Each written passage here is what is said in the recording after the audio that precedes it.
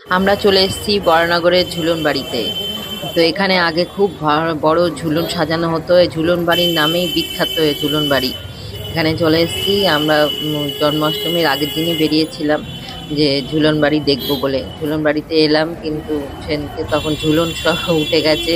যাই হোক, হচ্ছে ভাবলাম সেদিনকে ঝুলন মানে যদি থাকে সেই হিসাবে এসেছিলাম, কিন্তু এই সামনেটা পুরো ঝুলন সাজায়, কিন্তু তখন আর উঠে গেছে। যাই হোক, ঝুলনের ওখানে মন্দিরের যেটা সামনে ছিল ওইটাই প্রণাম করে চলে গেলাম। ওখান থেকে বেরিয়ে আমাদের প্ল্যান ছিল পাটবাড়ি যাব। পাটবাড়ি আশ্রম ওখানে পাশেই আছে ঝুলন বাড়িতে। এখানে আগে তো পুরো এখানটা সামনেটা পুরো সাজানো হতো, খুব ভালো লাগতো, আসতাম প্রত্যেকবারই। এবারও আসতাম, কিন্তু ঝুলনের সময় আসা হলো না। জন্মাষ্টমীর আগের দিন এসেছি, সেদিনকেই ঝুলন শেষ, অত খেয়াল ছিল না, সেই কারণে আর সাজানোটা দেখা হলো না। যাই হোক, প্রণাম করে চলে গেলাম। আবার তাড়াতাড়ি আসলো নাও, দেখা যেত সে বৃষ্টি পড়ছিল বলে সেই সন্ধেবেলাতেও বেরোনো হলো না। এদিকে পাটবাড়িতেও ইচ্ছা ছিল সন্ধে আরতিটা দেখবো, সে এত বৃষ্টি যে সন্ধ্যা আরতিও দেখা হলো না। কিন্তু তারপরেও তবুও মেয়ে জেদ করলো, চলো চলো। তো চলে এলাম এখানে পাটবাড়িতে, পাটবাড়ি আশ্রম। এখানে গৌরনিতাই এসেছিলেন। ভীষণ ভালো বড় জায়গা এখানে সব এইদিকে, কিন্তু বৃষ্টির জন্য তখনও আমরা যখন গেছি আর অনেকটা দেরিতেই গেছি, সব ফাঁকা হয়ে গেছে।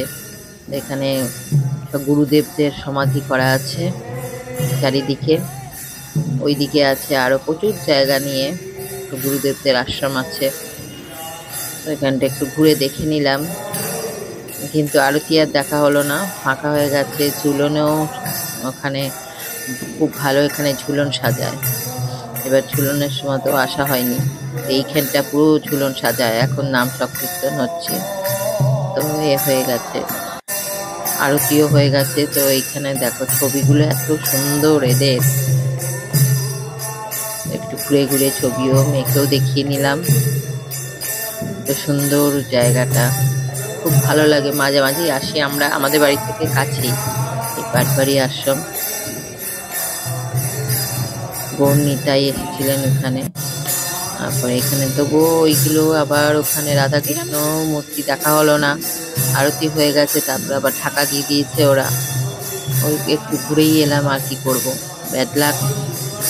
রাধাকৃষ্ণ একটু আগে আসলে হতো, কিন্তু এত বৃষ্টি হচ্ছিল সে কারণে আমরা বেরোতে পারিনি, বেরোতে বেরোতে রাত হয়ে গেল।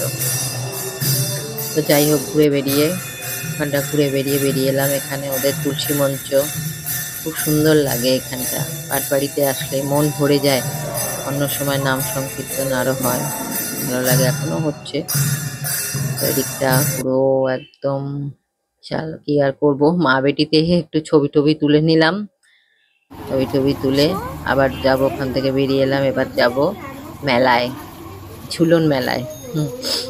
আমার মেয়ে তো ওই উদ্দেশ্যে আরো এসছে, মেলা চলো মেলা চলো। তো মেলা ঢোকার আগেই আমার বর বলছে মেলা ঢুকবো, তো একটু গরম গরম জিলিপি না খেলে কি করে হবে, আগে জিলিপি খাবো তারপরে মেলায় ঢুকবো। এটা অবশ্য জিলিপির দোকানটা সারা বছরের, এখানে আবার অ্যাডভান্স দিয়ে তবে তারপরে জিলিপি পাওয়া যায়। এত সুন্দর টেস্ট আর এত সেল।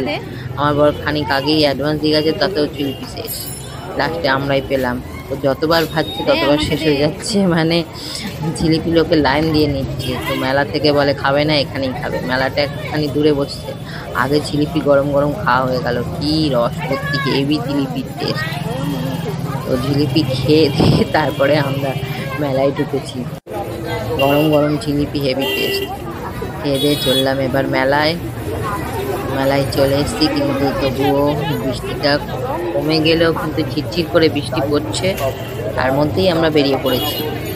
মেলা তো যেতেই হবে মেয়েকে, তাই বেরিয়ে পড়েছি।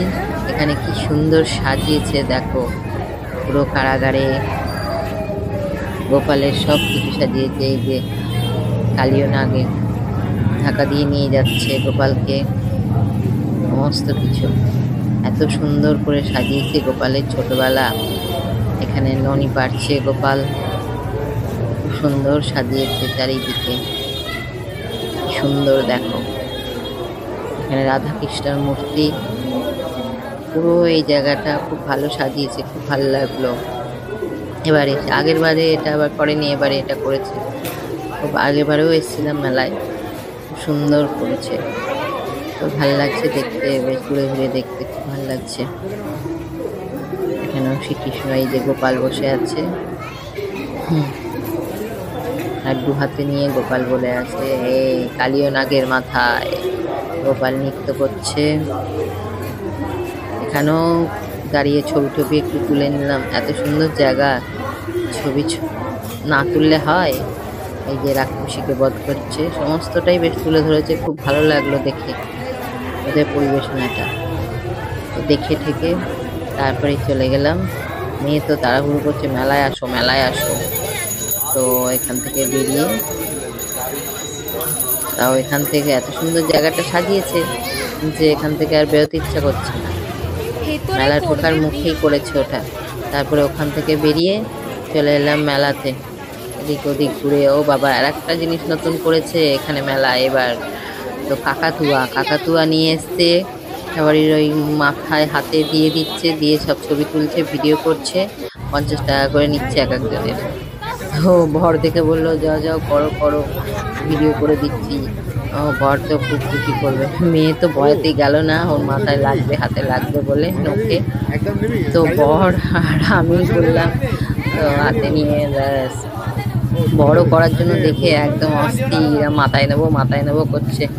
আমি তারা আমারটা হয়ে যাক তারপর ঠিক করো। এখানে আবার মাথায় দিয়ে দিল, সে আবার পেছনে এমন বসিয়ে দিচ্ছে, আর বিশাল ভারী বড় পাখিটা তো কাকাতুয়াটা, আর সে মাথার আমি তুলতে পারছি না, কি অবস্থা।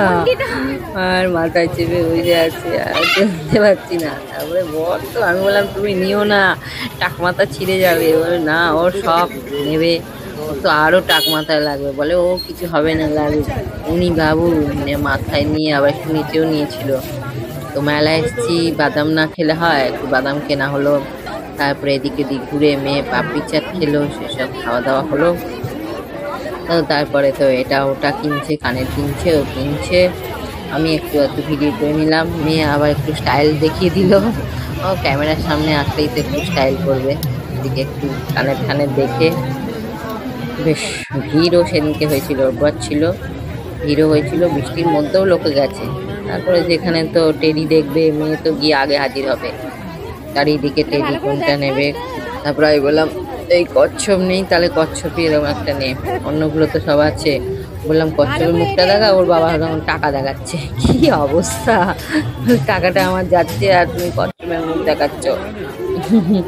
যাই হোক, কচ্ছপ কিনে তাও ওখান থেকে আর আসতে চাইছে না, এটা দেখছে ওটা দেখছে, মানে সব দেখেই যাচ্ছে। অন্যগুলো সব আছে, দরকার নেই, দুদিন খেলবে তারপরে আবার সেটা সেই পরে ধুলো পড়বে, ওই জন্য আর নিতে দিলাম না। যাই হোক, একটাই নিয়ে চল, কচ্ছপটা নেই, ওটা নিয়ে চল। কুমির নিয়ে নাড়ানাড়ি করছে, কুমিরটাও বেশ সুন্দর। চললো, এরপর কচ্ছপ নিয়েই। যাই হোক, তারপরে এখানে কুলফি মালাই আছে, সেখানেও একটু খেয়ে নিল। আর ওর বাবা তাড়াহুড়ো করছে, রাত হয়ে গেছে, অনেক বাড়ি যেতে হবে। বৃষ্টি আরম্ভ হয়ে যাচ্ছে, চড়বার ইচ্ছা ছিল রাইডে, এসে দেখো এত বৃষ্টি আরম্ভ হয়ে যাচ্ছে, রাইডও সেই বন্ধ হয়ে যাচ্ছে। এই রাইড আরও চড়া হলো না, যা করে ওই কুলফি মালাই খেয়ে আমাকেও একটু খাইয়ে দিল। কুলফি মালাই খেয়ে তারপরে বাড়ি চলে এলাম আমরা, তাও ঝিঝি করে বৃষ্টি মাথায় নিয়ে।